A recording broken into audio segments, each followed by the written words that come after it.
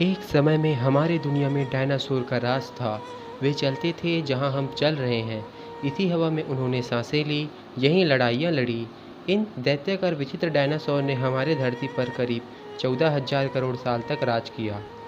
इन dinosaur की कुछ प्रजातियां शाकाहारी थी तो कुछ प्रजातियां मांसाहारी थी। कुछ प्रजातियां बड़े शांत स्वभाव के थे तो कुछ डायनासोर बड़े हिंसक तथा खतरनाक थे।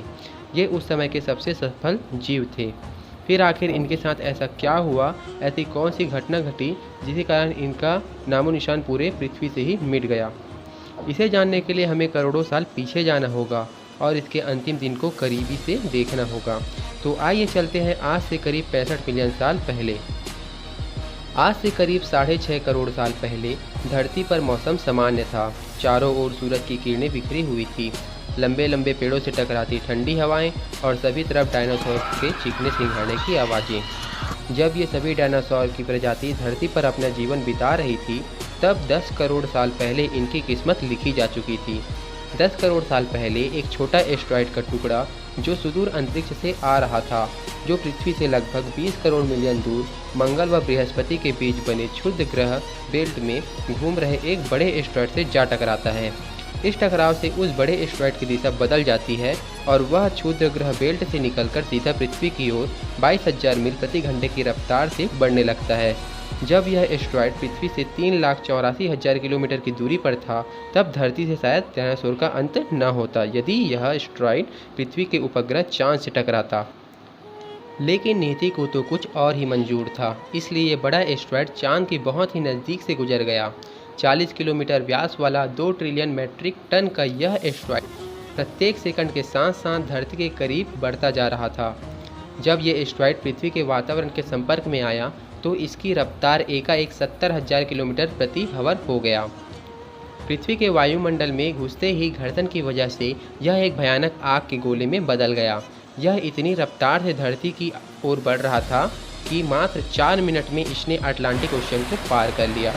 इसकी चमक इतनी अधिक थी कि धरती पर टकराने से पहले ही हजारों जीव इस आग के गोले को देखकर ही पूरी तरह से अंधे हो चुके थे। ये जीव उस उल्का को देख नहीं पा रहे थे, लेकिन वह उनकी भयानक गर्मी को महसूस कर रहे थे। कुछ ही समय में ये एस्टेरॉयड मैक्सिको की खाड़ी के पास जमीन से टकराता है तथा लगभग 35,000 डिग्री सेल्सियस की ऊर्जा वाला एक भयंकर विस्फोट होता है। इस टकराव का विस्फोट लगभग 10 हाइड्रोजन बम के विस्फोट के बराबर था। ये विस्फोट इतना शक्तिशाली था कि इसके टकराते ही धरती की लाखों टन धातु अंतरिक्ष पर चली गई।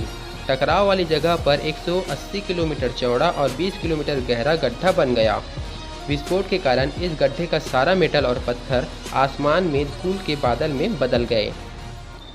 16 मिनट 40 सेकंड बाद जमीन टकराव की वजह से धरती के अंदर 11.1 तीव्रता की भूकंपीय तरंगें उठने लगी। इस वजह से समुद्र में विशालकाय लहरों का निर्माण हुआ और एक के बाद एक सुनामी की लहरें चारों तरफ बढ़ने लगी।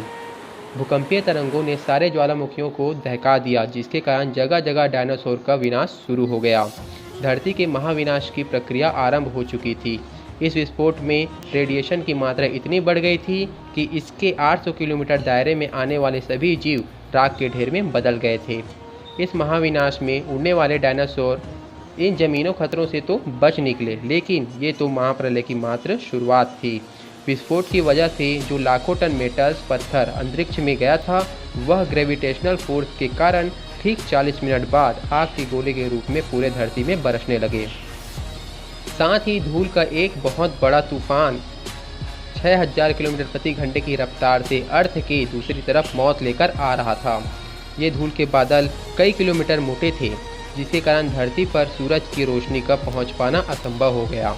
धरती का तापमान 100 डिग्री सेल्सियस से अधिक होने के कारण धरती पर पेड़ पौधों की लगभग सारी आबादी जलकर खाक हो गई।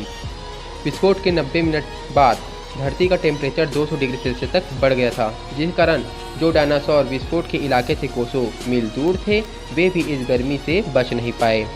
इस महाप्रलय से धरती से लगभग 90% प्रजाति पूरी तरह से समाप्त हो चुका था और जो 10% प्रजाति या जीव बच गए थे, उनमें से वही बच सके जिनका वजन 30 किलोग्राम से कम था।